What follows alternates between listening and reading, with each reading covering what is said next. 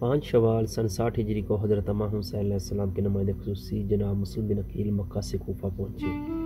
حضرت مسلم بن عقیل کوفہ والوں کو حق اور اسلام میں حقیقی کی دعوت دینے اور امام حسین علیہ السلام کے لیے ان کے وفاداری کی جانچ کر کے امام کو آگاہ کرنے کے لیے اس شہر میں داخل ہوئے، تاکہ یہ اندازہ لگائیں کہ اس شہر میں کتنے دیندار اور امام کے چاہنے والے اور وفادار لوگ ہیں، نیز یہ کہ جن لوگوں نے امام علیہ السلام کو خط لکھا ہے اور امام سے قیادت ہوئی ظالم اور جابر حکومت سے مقابلہ کرنے کے لیے امام کی رہبری قبول کرنے کا وعدہ کیا ہے اور آپ سے اپنی وفاداری نبھانے کا ذکر کیا ہے، اس میں کوئی حقیقت ہے یا صرف لفظی اور زبانی دعویٰ؟ جناب مسلم جیسے ہی کوفہ میں داخل ہوئے تو امام علیہ السلام کو لکھے ان کے خطوط کی روشنی میں لوگوں سے گفتگو کی اور امام علیہ السلام کے لیے کوفے والوں کے خط ان کے سامنے پڑھا، جس میں ان لوگوں نے امام علیہ السلام کی رہبری میں عمومی فاسد نظام کو نیست نبود کرنے اور اصلاح میں اپنی وفاداری کا ذکر کیا تھا۔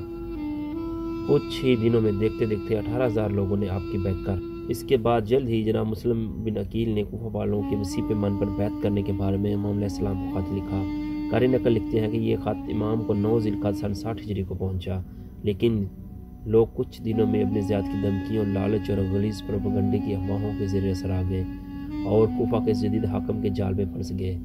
امام حسین علیہ السلام کی بیعت کو بلا دیا، بلکہ امام حسین علیہ السلام سے لڑنے کے لیے ہتھیار بھی اٹھا لیے۔ حضرت مسلم بن عقیل علی ابن ابو طالب کے بھائی، عقیل ابن ابو طالب کے بیٹے تھے، یعنی حسین ابن علی علیہ السلام کے چچا زاد بھائی تھے۔ ان کا لقب سفیر حسین علیہ السلام اور غریب کوفہ بھی تھا۔ واقعہ کربلا سے کچھ عرصہ پہلے جب کوفہ کے لوگوں نے حسین ابن علی کو خطوط بھیج کر کوفہ آنے کی دعوت دی تو انہوں نے مسلم بن عقیل کو صورتحال کا جائزہ لینے کے لیے کوفہ روانہ کیا۔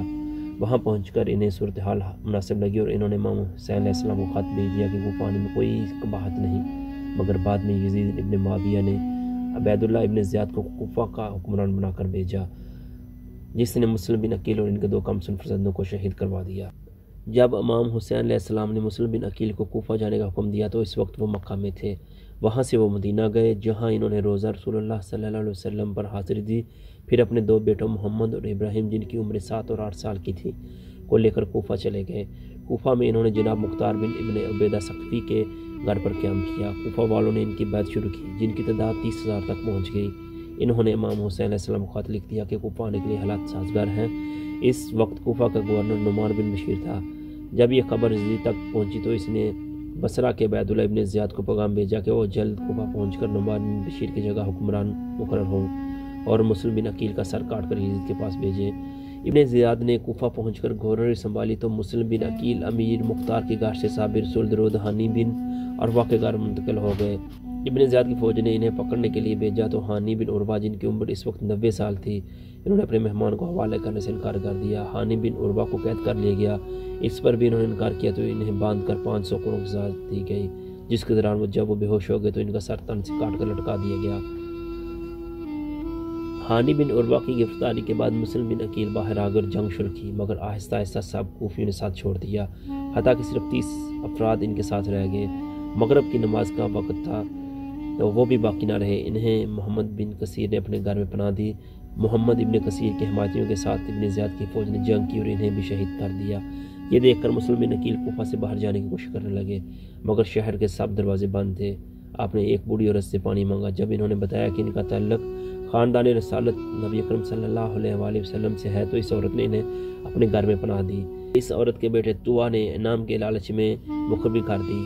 ابن زیاد نے 3,000 فوج بھیجی تو مسلم بن عقیل گھر سے باہر آ کر لڑنے لگے اور بنو ہاشم کی تلوار بازی کے جوہر دکھانے لگے۔ جب سینکڑوں لوگ ہلاک ہو گئے تو ابن زیاد کے سالار ابن اشعث نے اور فوج کو پیغام بھیجا۔ یہ سن کر ابن زیاد نے کہا کہ کیا ایک شخص کے لیے 3,000 کی فوج بھی ناکافی ہے؟ تو ابن اشعث نے جواب بھجوایا کہ یہ کوئی بقال یا جلاحہ نہیں، یہ بنو ہاشم کا چشم چراغ ہے۔ بعد میں ایک گڑھے میں مسلم بن عقیل کو دھوکے سے گرا کر گرفتار کر لیا گیا۔ جب حضرت مسلم بن عقیل کو ابن زیاد کے سامنے پیش کیا گیا تو انہوں نے سزا دی کہ کوفہ کے دارالعمارہ کی چھت سے گرا دیا جائے۔ مسلم بن عقیل نے شہادت سے پہلے چند وصیتیں کیں، جس کے بعد ان کو چھت سے گرا کر شہید کر دیا گیا۔ یہ واقعہ 9 ذی الحجہ سن 60 ہجری کا ہے۔ شہید ہونے کے بعد ان کا سر کاٹ دیا گیا اور اسے یزید کو دمشق بھیج دیا گیا اور جسم کو کوفہ کے قصابوں کے بازار میں دار پر لٹکا دیا گیا۔ مسلم بن عقیل کو دارالعمارہ کی چھت پر شہید کیا گیا۔ پہلے گردن کاٹ کر سر کو زمین پر پھینکا گیا اور جسم مطہر کو بھی نیچے پھینک دیا گیا۔ ان کے کی شہادت کے بعد ابن زیاد کے حکم سے ان دونوں کمسن بچوں کو جو قاضی شرح کے گھر میں پناہ لیے ہوئے تھے شہید کر دیا گیا۔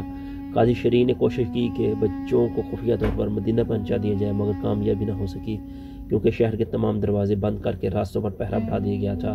ان بچوں کے سر بھی کاٹ دیے گئے، ایک کا نام محمد اور دوسرے کا نام ابراہیم تھا۔